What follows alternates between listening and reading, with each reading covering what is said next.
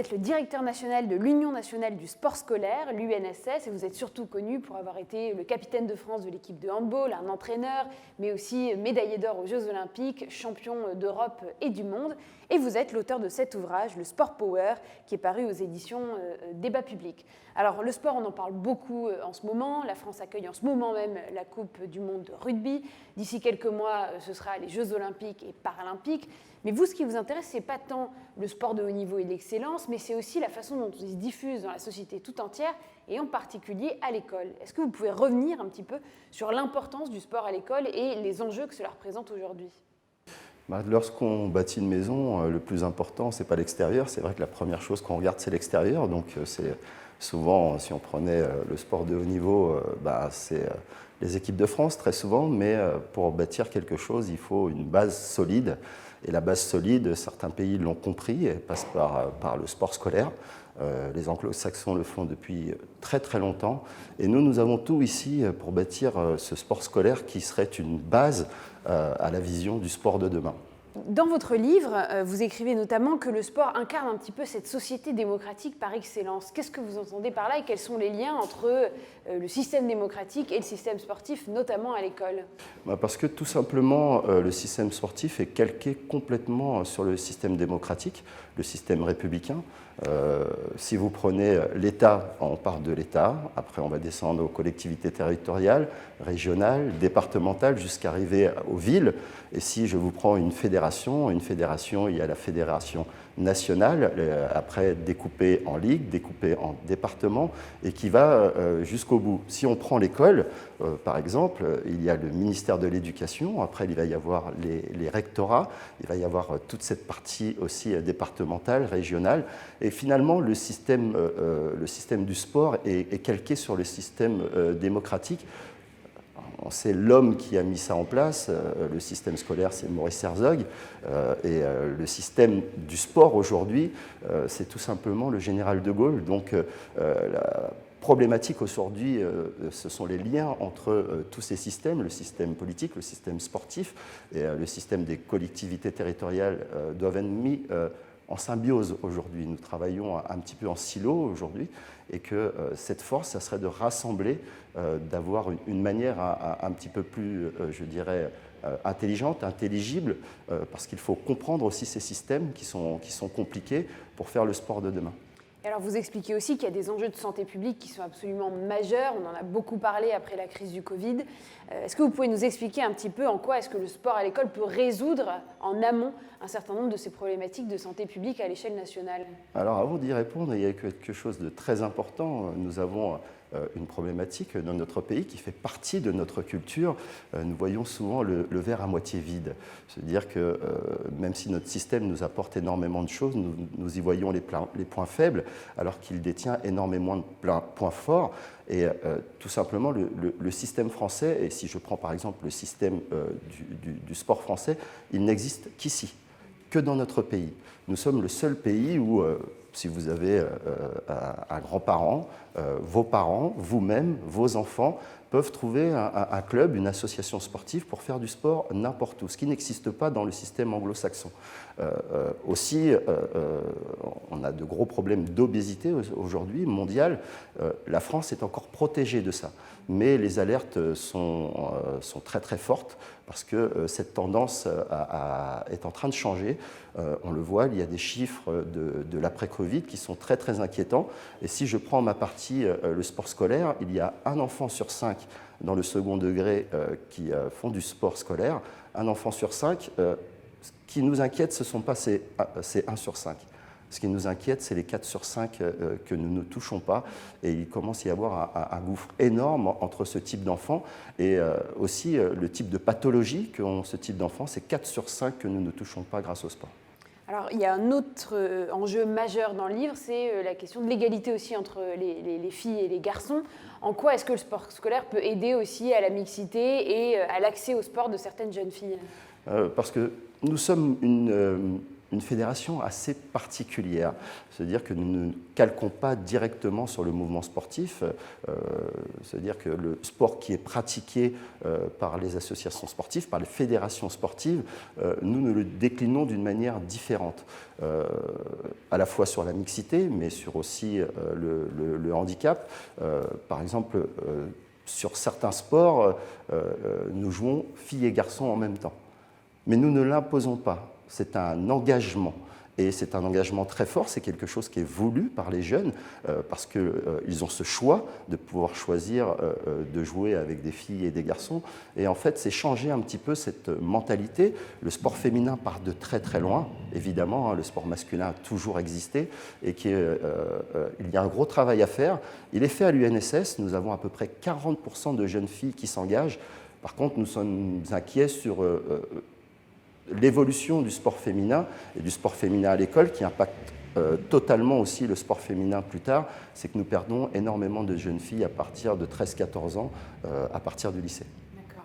Et alors il y a des acteurs évidemment qui sont clés au milieu de ce système-là, ce sont les professeurs d'EPS. Comment est-ce que selon vous, on parle beaucoup de la revalorisation des métiers d'enseignants au sens large, quel rôle particulier est-ce qu'eux occupent et puis comment est-ce qu'on peut participer à cette revalorisation de leur formidable métier? Alors je crois que le vrai problème de cette profession, c'est qu'elle est méconnue. Si on posait la question à 10 parents, ce qui est un professeur d'EPS, ils auraient certainement cette idée que c'est un entraîneur finalement, un entraîneur scolaire, peut-être aussi moins bon que l'entraîneur que pourra avoir ce jeune dans une association sportive. Mais le rôle du professeur d'EPS va beaucoup plus loin que ça. La première chose qu'il faut étudier, c'est son parcours pour devenir professeur d'EPS. Ils ont tous Bac+5 et à l'intérieur, il n'y a pas qu'un parcours sportif. Il y a la psychologie de l'enfance, la diététique, énormément de sujets qui sont très très importants. Ils sont les garants aussi d'une manière de faire du sport éducative. C'est de l'éducation par le sport et du sport par l'éducation. Nous formons par le sport, qui peut être un prétexte formidable, les citoyens de demain. Et ils sont les garants de cela. Très bien. Alors, le sport, c'est aussi un enjeu économique, on l'a dit en introduction, avec l'accueil d'un certain nombre de grandes manifestations sportives en France, un enjeu économique colossal. Quels sont un petit peu les ressorts de cet enjeu économique et comment est-ce que vous faites le lien entre économie d'une part, compétitivité et puis sport à l'école? On a souvent séparé le sport de haut niveau, on le fait de plus en plus, et je pense que les médias aident énormément à ça, le sport de haut niveau et le sport pour tous, alors qu'ils ne font qu'un. Je considère tout simplement que le sport de haut niveau est une vitrine à la fois diplomatique, nous en parlerons certainement, mais aussi une vitrine pour donner à des jeunes l'envie de faire du sport, l'envie de se dépasser. Et aujourd'hui, nous devons réassocier ces deux images du sport. Et ces deux images du sport, c'est le travail que nous devons effectuer entre ces 1 200 000 élèves que nous avons chaque année et la manière dont nous pouvons après renvoyer ces jeunes vers des associations sportives. Cette vision, nous devons nous servir du sport de haut niveau et nous avons la matrice pour le faire avec le comité olympique, avec l'Agence nationale du sport, avec le ministère du sport et le ministère de l'Éducation évidemment. J'y associerai même aussi la cohésion sociale et le ministère de la Santé pour faire finalement du sport la matrice de beaucoup de sujets qui sont très importants dans notre société aujourd'hui. Alors beaucoup de sujets, vous avez dit un mot qui est clé, celui de diplomatie. Il y a une capacité pour le sport de projection diplomatique. On sait aujourd'hui que le monde est particulièrement bouleversé, que les enjeux géopolitiques sont colossaux. Comment est-ce qu'on peut faire une diplomatie du sport un peu plus offensive dans notre pays et comment est-ce qu'on peut s'en servir comme un véritable outil diplomatique et géopolitique dans le monde contemporain ? Alors, je crois qu'il y a un chiffre qui est très important. La France est le pays qui possède le plus d'ambassades dans le monde. Donc, cette diplomatie politique, elle est déjà effective. Beaucoup de pays, et nous nous en apercevons aujourd'hui, se sont servis de cette diplomatie du sport, de se servir du sport comme échange. La diplomatie, c'est cette particularité, c'est cette facilité à discuter avec les autres. Et là où on s'entend tous, et c'est sur l'éducation de nos enfants. La base, nos citoyens de demain, mais à la fois les citoyens de demain de notre pays, mais les citoyens de demain des autres pays, la connaissance aussi des autres pays. Et le sport sert à ça. D'autres pays européens et d'autres pays mondiaux s'en servent depuis longtemps. La France est devenue un petit peu leur terrain de jeu de cette diplomatie du sport. Si on parle de manière économique, si vous regardez le premier sponsor de la Ligue des Champions, il s'appelle Gazprom. Si vous voyez cette force qu'a le CIO, le Comité international olympique aujourd'hui, ce sont des enjeux qui sont sportifs, mais pas que, nous nous en apercevons aujourd'hui. Si vous regardez les partenaires, les très grands sponsors de tous les plus grands clubs de foot aujourd'hui, ce sont soit des fonds d'investissement américains, soit des fonds d'investissement souverains, soit des fonds européens. Je parlais tout à l'heure de cette grande entreprise qu'est Gazprom. Et autour de ça, c'est aussi faire connaître son pays à l'extérieur. Et je crois qu'aujourd'hui, c'est l'une de nos plus grandes faiblesses. Nous devons nous servir de cette diplomatie du sport pour aussi aller discuter, aller échanger avec les autres pays sur d'autres sujets que le sport. Et le sport est un outil formidable pour se réunir, pour discuter, parce que finalement, il est commun à tous. Très bien. Alors peut-être dernière question, je l'ai dit en introduction, on va accueillir d'ici 8 mois les Jeux Olympiques en France.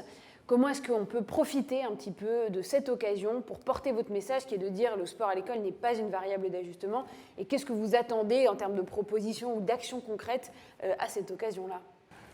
Elle est déjà faite. Finalement, personne ne voit les Jeux Olympiques. Si vous prenez 100 personnes, ils les regardent à la télé. Les Jeux Olympiques sont peut-être une des plus grandes entreprises aujourd'hui sportives du monde. Nous avons cette habitude de dire que le CIO est un petit État, au même titre que le Vatican, avec des moyens. Un sponsor des Jeux Olympiques, c'est 1 milliard d'euros. Mais ce n'est pas que ça. Il y a l'envers du décor, et l'envers du décor, c'est d'accueillir les Jeux. Accueillir les Jeux, c'est aussi montrer notre pays sous ce qu'il a de meilleur. Aujourd'hui, évidemment, la France est un des pays les plus regardés, les plus visités. Si vous regardez à peu près les sites qui ont été utilisés, même nous, Français, nous oublions quelquefois que nous avons des sites incroyables. Le surf se passera à Hawaï, et ça va être, vous verrez, à la cérémonie d'ouverture, et il y aura tous les plus gros politiques du monde seront réunis ici, et finalement, ça va être un espèce de grand G20. Grand G20 autour du sport, où évidemment, il y aura cette partie sportive pour réunir les peuples, parce que, à la différence, par exemple, d'une Coupe du Monde de foot, l'ambiance qu'il y a sur des Jeux Olympiques est totalement différente. C'est une ambiance de partage. On perd, on gagne, mais on se rassemble. Les rues de Paris vont être juste vues par le monde entier. Cette douceur de vivre qu'il y a aussi de notre pays doit être remontrée, parce que souvent les images que l'on montre d'un pays sont souvent des images de communication négative lorsque des événements se passent. Et bien, il faut se servir du sport pour montrer aussi que la vie peut avancer, que l'on peut se rassembler, qu'on peut se rassembler mondialement. Et c'est une formidable occasion aussi pour notre jeunesse de voir le sport sous un angle différent, pas celui seulement de la compétitivité du sport, de la France qui gagne sur le terrain, parce qu'il y a le terrain sportif, mais il y a aussi le terrain diplomatique, et c'est sur celui-là que nous devons gagner aujourd'hui. Merci beaucoup, merci de nous avoir fait voir le verre à moitié plein. On retiendra cette leçon-là. Je rappelle que vous êtes l'auteur de cet ouvrage, le Sport Power, qui est paru aux éditions Débat Public. Merci beaucoup, Olivier Giraud.